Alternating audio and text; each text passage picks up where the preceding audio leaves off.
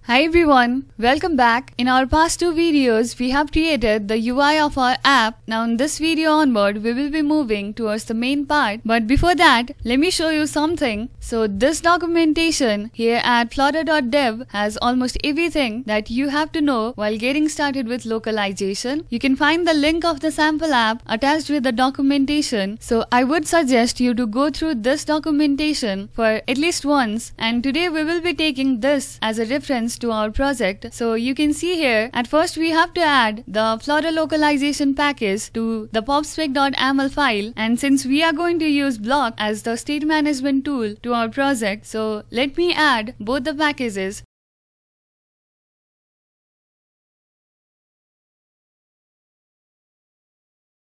Now, after adding all the dependencies, you can see here we have to specify the localization delegates and supported locales for Material App. So let me copy this and paste it inside Material App.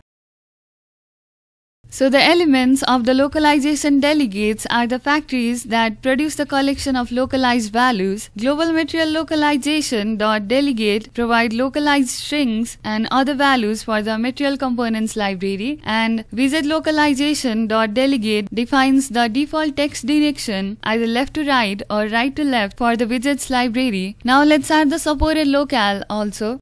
Inside this, we will add the object of locale type. The first argument will specify the language code and the second argument will specify the country code. So let me add that also. After this, it's time to add the translation files to our project. For that, I will create a new directory called lang. Inside this, I will add two JSON files. Inside these files, we will add all the strings used in our projects along with their translation. So fr.json file will contain the translation of all the string in French, and en.json will contain the English translation of all the strings. For adding the translation on French, you can use Google Translator to get all the translation for the project. So let me add all the strings along with their translation into both the files. Now let's get back to our documentation. So you can see here we have to create a class that will convert all those strings to the localized values. For that, I will create a new file inside the lib folder. Inside this file, I will create a class called app_localization.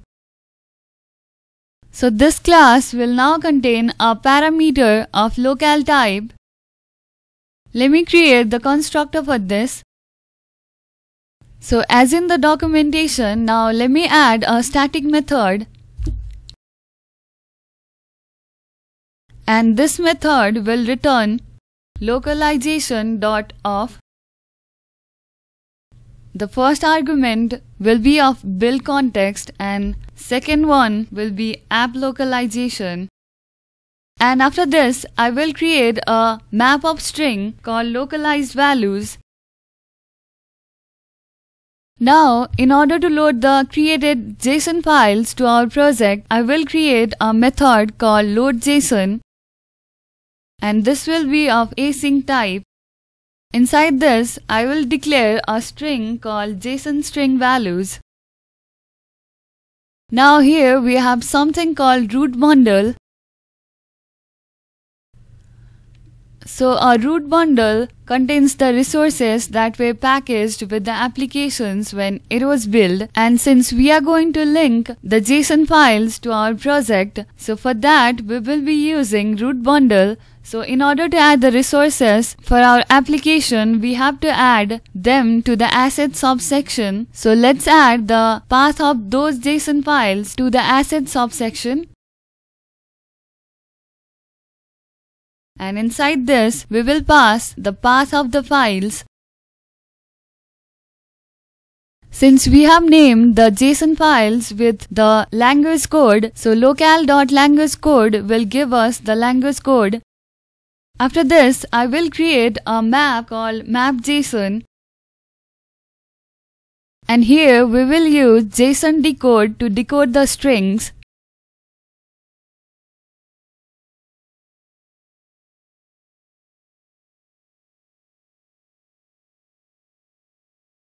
After this, I will create a method called getTranslated_values, which will return above map localized values. So as in the documentation, now we have to create the delegate that will override some methods from localization delegates. So let me add all of these things inside our app localization class.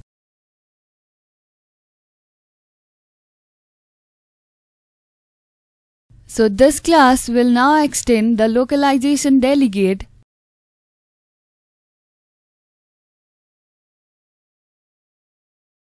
So in the documentation, you can see here we have to override all these three methods. So let's add them also.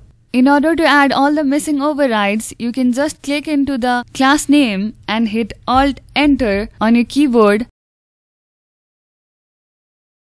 So this method will now return the supported locales, that is English and French. And inside the load method, we will create an object of app localization and initialize this. Let's make this method async, and this will return the same localization object, and this will simply return the value false. So yeah, we are done with our app localization class. Now the only thing that is left here is we have to add this custom delegates to our material app.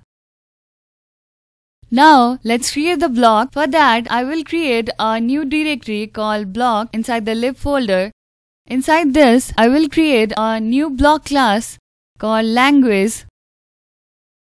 And inside the language event.dart, I will create an event called loadLanguage, which will extend the language event. Inside this, I will declare a parameter of locale type. Now inside the language state.dart, again I'll add the parameter of locale type.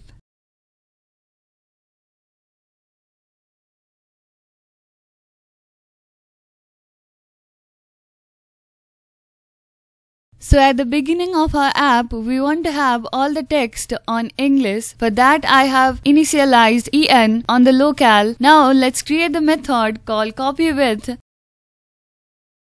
So copyWidth is a method that takes all the properties of a class and updates the properties and returns the new object with the new values. Since we want to change all the values once we press into the drop down button, so this method will simply update that values.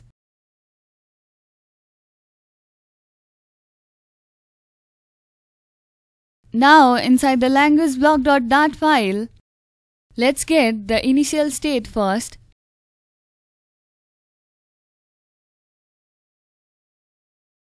So if the event is load language, then we will yield a language state.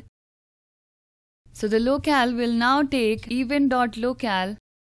So this is all inside the block class. Now we will be adding the block provider and builder to the main.dart file. So I will wrap my app wizard with the block provider. So block provider is a wizard that is used as a dependency injection wizard so that the single instance of the block can be provided to the multiple wizards within the subtree. It has a property called create, which will create the instance of language block. Inside this, I will pass the initial state. After this, let me copy all this code from here. So this wizard will now return a block builder wizard. So a block builder is a wizard that builds the wizard in response to new states. It has a property called builder which has context and state as arguments. And this will return the material app. After this, we have to add a few lines of code inside onChange property of drop down button.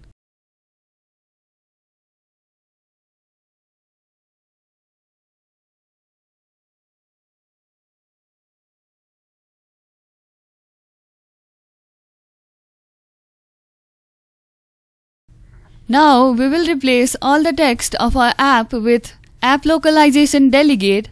Just to show you whether the logic is working fine or not, I will replace this single text with app localization delegate. So you can see here inside the appr.json file we have a key called frontend developer. So I will copy the same key and paste it here. So this line of code will now load the localized values to our project. So if I'll run this code here, then you can see the output as this. So if I'll press into the drop down button and select friends, then you can see here the text is being changed. So yeah, finally we made it. Now the only thing that is left here is that we have to replace all the text of our project with app localization delegate. So let me add that to the project.